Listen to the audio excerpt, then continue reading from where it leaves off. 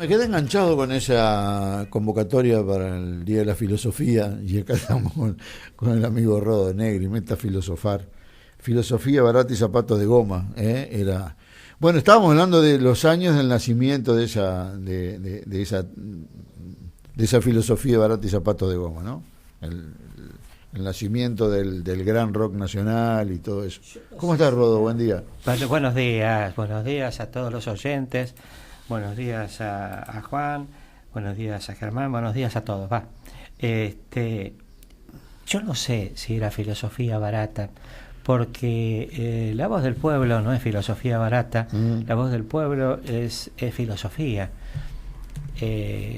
Barato es una manera despectiva de decirle a ciertos giros que hay, o a quienes como yo ensayan una pseudo filosofía sin haber tenido el sustento suficientemente sólido como para que el mensaje sea lo profundo que debe ser, pero que tratamos, que intentamos, que desde la mediocridad que nos dan nuestros escasos talentos intentamos transmitir lo poco que tenemos, que sabemos, pero el objetivo es uno solo.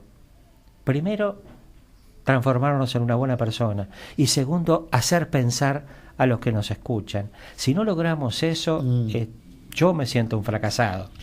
Bueno, debo contrastar esa sensación con los testimonios que dan las reproducciones en YouTube que tienen tus intervenciones cada miércoles, y con la cantidad de visitas que tienen en la página de Facebook de Siglo XXI y en la propia página de Radio Total. Quiere decir que a la gente le interesa. El problema es cuando a uno no le interesa a la gente y dice cualquier cosa. Y que por ahí es lindo, es entretenido, uno no tiene por qué estar todo el día martillándose la cabeza. Pero un rato uno debe detenerse a pensar. Dice Yupanqui: en lo alto de la tierra, en lo alto de la sierra me detuve a descansar y sentí como si me iba sin moverme del lugar.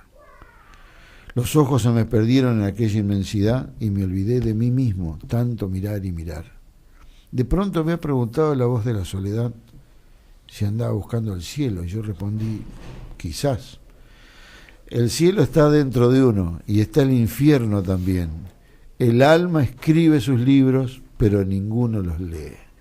En lo alto de la sierra me detuve a descansar. Por fuera nada buscaba, pero por dentro, quizás. ¡Apa! Es para sacarse el sombrero. Es para sacarse el sombrero. Pero es Yupanqui, ¿no? Es Yupanqui. Bueno, ¿a qué iba con esta versión? A que no es necesario tener un título para hacer filosofía, porque hacer filosofía es preguntarle al otro de qué color es ese papel, a ver si él lo ve igual que yo. Y incluso la dialéctica nace un poco de eso, porque es ver lo mismo de distintos lugares. Algunos otros lo usan políticamente para decir tengo razón de cualquier manera, pero bueno, digo que no sé nada. Que profundo todo esto que estamos viendo, y ahora con el cuento que les traje hoy los terminamos de matar a nuestros oyentes, porque les tiramos abajo. Bueno, vamos. Hoy traje un cuentito que es de mi primer libro y es el primero de los cuentos del libro, pero en realidad es el último que escribí de esos cuentos que conforman ese libro, porque es el que le da contexto a lo que sigue. Es casi un prólogo, que no es un prólogo, porque este libro lo prologó una amiga que me ayudó muchísimo en esta carrera de las letras, que es la profesora Graciela Díaz. Y bueno, el cuentito dice así. Vamos. Se llama Memoria. Macana. No sé si estas pequeñas historias, vivencias, o como me gusta decirles a mí, cuentitos, son ciertas o no. Son al menos como me parece recordarlas, como aquella compañera de la que alguna vez renegué la memoria, lo que hoy trae entre un cúmulo de recuerdos. Así se los cuento. ¿Por qué renegué de la memoria? Cuando por la militancia en la Juventud Peronista nos fuimos, en realidad huimos, con Mercedita y nuestro hermoso bebé Pablito a vivir a Concepción del Uruguay, comenzaba una caza de brujas tremenda en casi toda la Argentina. Si bien todavía no habían llegado los militares, la siniestra organización que se autodenominaba la AAA ya cometía atroces asesinatos. Amigos, parientes, vecinos desaparecieron bajo sus balas. El miedo y la lucha por sobrevivir nos hicieron recalar en la ciudad entrerriana y nos pudimos cobijar bajo la protección de mis generosos suegros. La modorra de aquella histórica población a la vera del río Uruguay fue el lugar que nos recibió con los brazos abiertos. Nos dio todo: tranquilidad, paz, trabajo. Allí nacieron otros 3 hijos, Sebastián, Mariano y Cecilia, en fin, todo.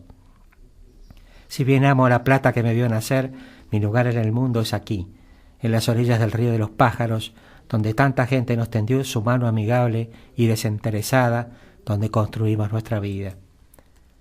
Allí comenzamos una nueva historia, pero sustancialmente distinta. Claro que por aquellos años, casi a mediados de la década del 70, quise perder la memoria. Entonces decidí hacerlo. En un ejercicio estudiado, pensado, querido, fui olvidando caras, situaciones, imágenes, lugares, vivencias de mi pasado, pero sobre todo personas, amigos, compañeros, vecinos, tíos, primos, parientes, nombres, direcciones.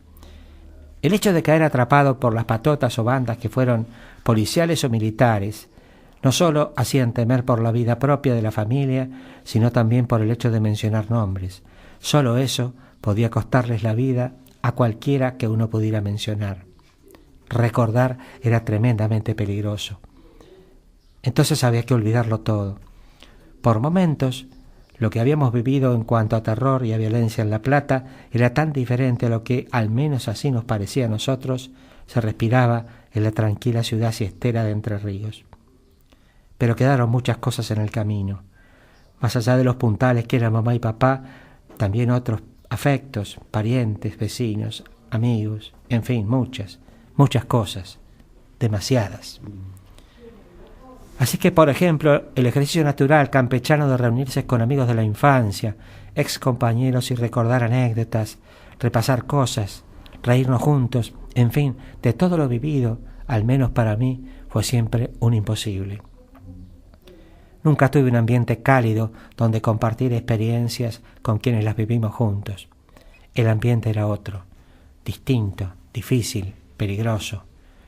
No solo no tenía con quién recordar, no quería recordar. Era algo no deseado, no querido. Perder la memoria era mi mayor anhelo. Cuando en diferentes reuniones se hablaba de la niñez, adolescencia, o de aquella primera juventud, o de los años escolares, las experiencias estudiantiles, yo callaba, no estaba, solo escuchaba. Jamás hablaba del pasado. Mi pasado no existía. Durante mucho tiempo tuve miedo de volver a La Plata. Durante la dictadura militar se había convertido en un verdadero escenario trágico. Solo lo hicimos ante la muerte de papá y corriendo grandes riesgos. El hecho de circular por una ruta nos ponía en una situación de total indefensión. Que me pidieran documentos, que alguien asociara, sospechara o recordara nombre y militancia, hacía que tratáramos por todos los medios de no viajar.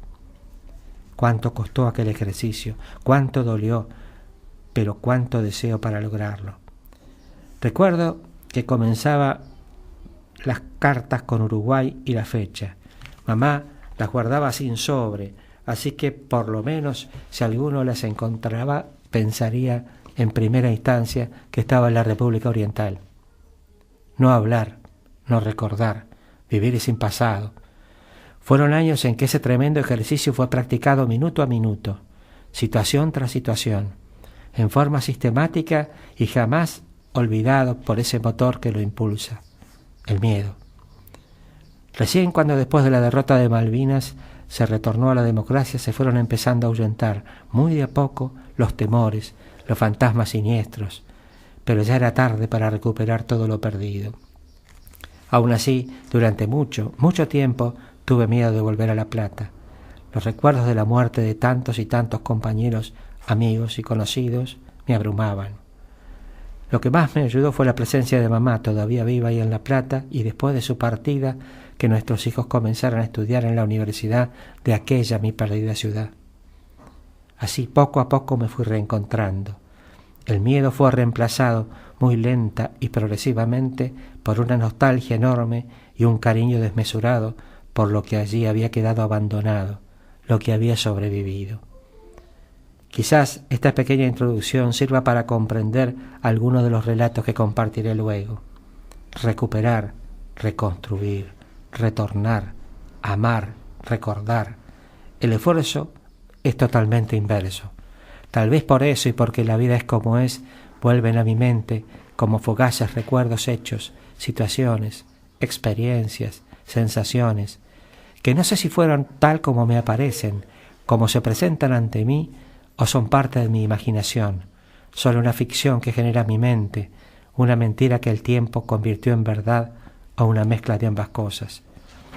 No son pocas las veces que confundo las cosas, y no es al menos así creo, un problema de salud mental. Los recuerdos suelen contarnos mentiras, cantó una vez Joan Manuel Serrat. Agrandan, estiran, acortan, ocultan, disfrazan. Nombres, situaciones, hechos vividos y no vividos, reales o imaginarios, toman una forma y una dimensión especial, rara, profunda, particular, a veces desgarradora, a veces alegres, otras tristes, las más nostálgicas.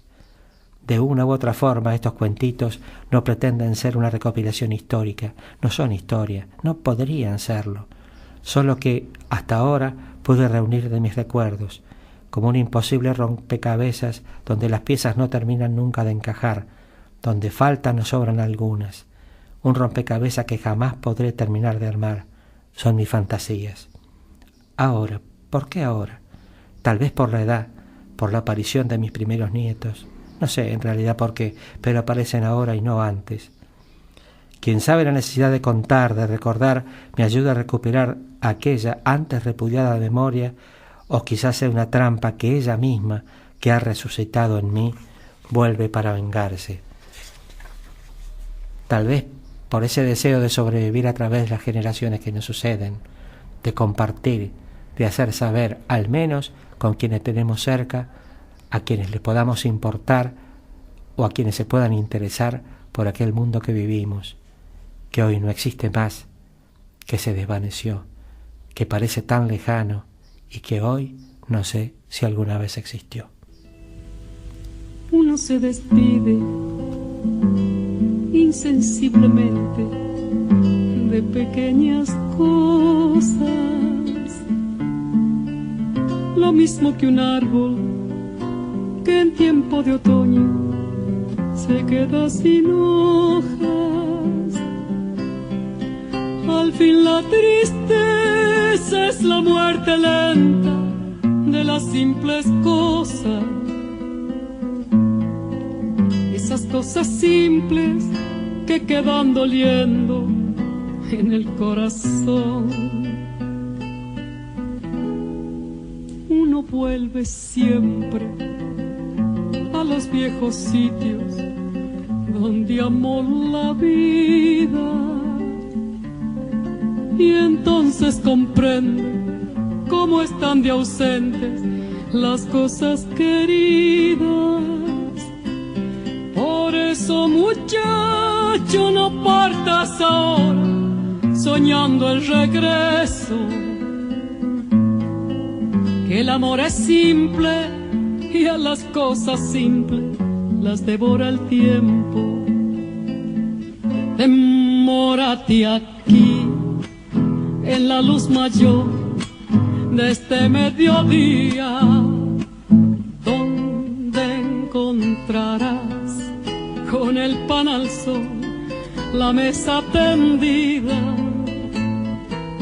Por eso, muchacho, no partas ahora soñando el regreso, que el amor es simple y a las cosas simples las devora el tiempo.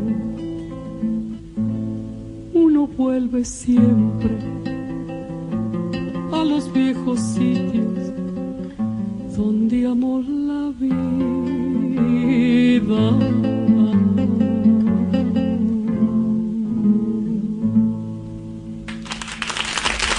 Mórate aquí en la luz mayor de este mediodía, donde encontrarás con el pan al sol la mesa tendida.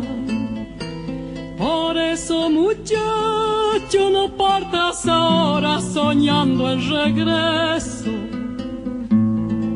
que el amor es simple y a las cosas simples las devora el tiempo.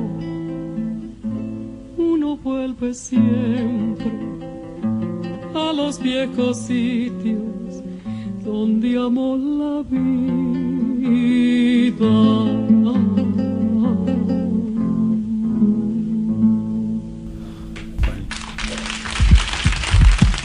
Gracias.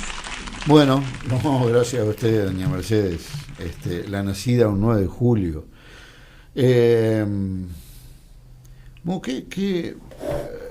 A uno le puede parecer triste el recuerdo, pero vos nombraste a Joan Manuel Serrat en el cuento, y Joan Manuel Serrat dice que nunca es triste la verdad, lo que no tiene remedio. Yo no sé si no tiene remedio. Yo creo que con decisión y con actitud la realidad puede tomar otro sentido, puede tomar otro rumbo. Cierra muy lindo lo que dice Serrat, pero yo tengo mis dudas, Juan, tengo mis dudas. Y tengo mis dudas que son lo que nos da la esperanza, que nos hace pensar que el mañana puede ser mejor, y que tal vez, así como el día de hoy, el sol terminó con la tormenta, el 2019 termine con esta tormenta que está azotando al pueblo argentino. Sí, sí, pero para eso hace falta, los tiempos vividos no son para... dice Tarragorros que todo lo que termina en algia es dolor, y por lo tanto la nostalgia es en todo caso el dolor de lo que nos falta. Añoralgia, diría Lelutier. Añoralgia, diría Lelutier. Sin embargo, a mí me parece que la clave está en el para qué o en el por qué. Hay en esas palabras de Citarrosa de que la cultura y la memoria es el topo de los pueblos, hay un optimismo puesto. En todo caso, ¿cocinás? ¿Vos te gusta cocinar? Me encanta. ¿Te has quemado con la tapa del horno? Totalmente. Sí, sí. El problema no era la quemadura, el problema era la comida. Tal cual. Y cuanto más gente hay alrededor de la mesa, mejor. Entonces uno puede molestarse por te cortaste con el cuchillo, pero no sigue, nadie deja de cocinar porque se quema. Por eso. Entonces el problema es el por qué o el para qué. Y a veces los pueblos en su aprendizaje, digo yo, tenemos que pasar por estas cosas. Lo hemos dicho y lo hemos visto bueno, ya va, muchachos, qué sé yo. Lo hemos dicho y lo hemos visto en infinidad de situaciones y de ocasiones, pero la prolongación de ese momento es lo que... La prolongación, el resultado de ese momento es... ¿por qué tengo que pasar este dolor hoy? Y probablemente porque lo que estoy buscando... Vos cuando vas corriendo atrás del colectivo te cansás o no, pero si lo tomás tenés buen éxito. A mis años ya no lo corro, Juan. Llegas antes. He aprendido a levantarme más temprano y bueno, eso me hace que no corra. Pero digo, siempre pensé que... bueno, eso es peligroso. ¿Qué es peligroso? Perdón. Pensar. Siempre pensar. En una sociedad como esta cada día es más peligroso. Pero bueno, yo soy un convencido de que la unión por la unión misma, no sé si tiene demasiado sentido cuando no estamos de acuerdo en qué es lo que queremos.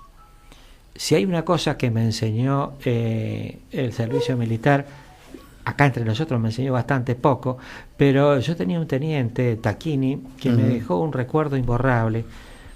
Yo estuve en el Regimiento 7 de Infantería de La Plata, y el teniente Tacchini dio a la compañía donde yo estaba, que era la compañía de aspirantes a oficiales de reserva, una lección para la infantería.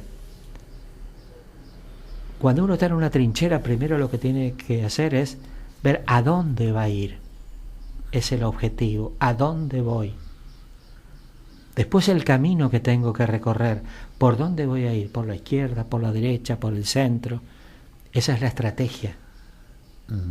Y finalmente, ¿cómo voy a ir? A la gran carrera, arrastrándome. Esa es la táctica. Ahora, si yo no sé a dónde voy a ir, no puedo determinar ni la estrategia ni la táctica a seguir. Lo primero es el objetivo. Sí, lo primero es el para qué. Total. Bueno, qué lindo es tenerte cada miércoles, Rodo.